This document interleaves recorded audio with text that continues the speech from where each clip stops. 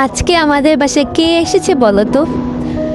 আজকে আমাদের বাসায় আমার নানা এসেছে, মানে হচ্ছে আমার আম্মুর ছোট মামা।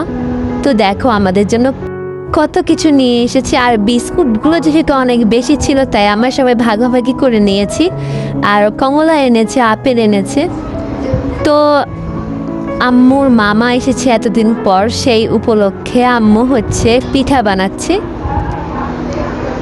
আর এখানে হচ্ছে শিরা বানাচ্ছে, আর পিঠাটা হচ্ছে সুজির পিঠা। তো এখানে হচ্ছে পিঠা বানাচ্ছে আম্মু, সাথে আমার মামি হেল্প করছে। এই তো দেখো পিঠাগুলো কত সুন্দর লাগছে। আর একটু আগেই কারেন্ট চলে গিয়েছে, ইদানিং কারেন্ট যায় অনেক বেশি। তো দেখো এই তো পিঠা বানানো শেষ। এটা হচ্ছে দুধে ভিজিয়ে রেখেছে পিঠা, মানে পিঠাটা ভেজে তারপর দুধে ভিজিয়ে রেখেছে আর কি। তো এই পিঠা সকালে খাবো ইনশাআল্লাহ।